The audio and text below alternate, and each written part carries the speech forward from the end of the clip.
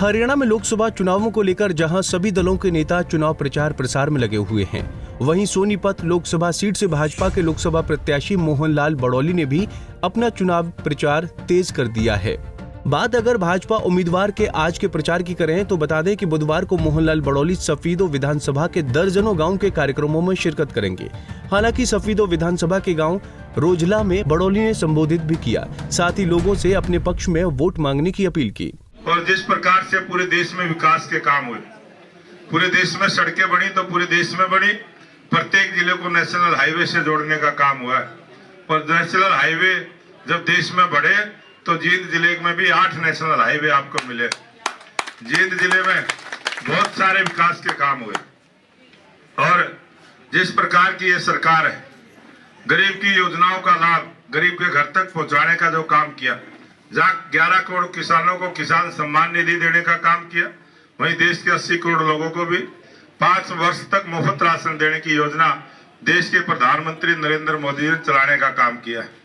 और इसी प्रकार से 53 करोड़ लोगों को आयुष्मान योजना से जोड़ने का काम किया। जब कोई घर में बीमार होता था तो गरीब आदमी को चिंता होती थी, इलाज कौन करवाएगा। उसके इलाज की चिंता देश के प्रधानमंत्री नरेंद्र मोदी जी ने की है। उनको पता है गरीब का दर्द क्या होता है, गरीब की हालत क्या होती है। गरीबी को उन्होंने जिया है, गरीबी को नजदीक से देखा है। इसलिए इस देश के गरीब का और कमजोर का जो हितैषी योजनाएं जो चलाने वाले हमारे देश के प्रधानमंत्री नरेंद्र मोदी जी हैं, उन्होंने संकल्प लिया कि इस देश से भय, भूख और भ्रष्टाचार को दूर करेंगे। भय जो गरीब जनता के अंदर होता है, बहुत सारे कांग्रेस के राज में भय का वातावरण बना के रखा। पूरे देश में बम ब्लास्ट होते थे, भ्रष्टाचार करते थे। और कांग्रेस के लोगों ने तो ऐसे ऐसे भ्रष्टाचार किए हैं, उनके जब छापे पड़ते हैं तो कई कई दिन तक तो नोट गिनने में लगते हैं। इस प्रकार के लोग भी आपके बीच में आएंगे।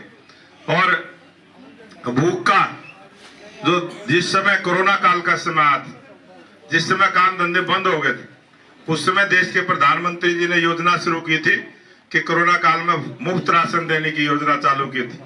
और उस योजना को अब फिर 5 वर्ष तक के लिए बढ़ाने का काम किया। और भ्रष्टाचार आपने देखा है, 2014 के बाद 10 वर्षों से कोई भी सरकार में भ्रष्टाचार नहीं हुआ, किसी प्रकार का घोटाला नहीं हुआ। जो सरकारी योजनाओं का पैसा वो लगना शुरू हुआ, जिससे पूरे देश में विकास का जो नया भारत आपने देखा है, 2014 के बाद जो ना बदलता हुआ भारत आपने देखा है। मैं आप सबसे निवेदन करूंगा, आप सब मोदी का परिवार हैं।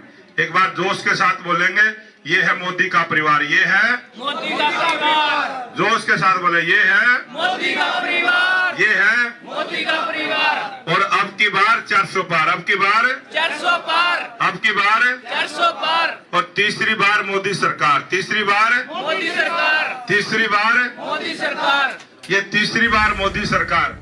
आपको बता दें कि सफीदो विधानसभा के चुनाव प्रचार के दौरान मुख्य रूप से जींद से भाजपा जिला अध्यक्ष राजू मोर, चेयरमैन करमबीर सैनी, पूर्व विधायक जसबीर देसवाल, जसमेर रजाना आदि नेता मौजूद थे। बड़ौली ने लोगों से भाजपा के पक्ष में वोट मांगने की अपील की।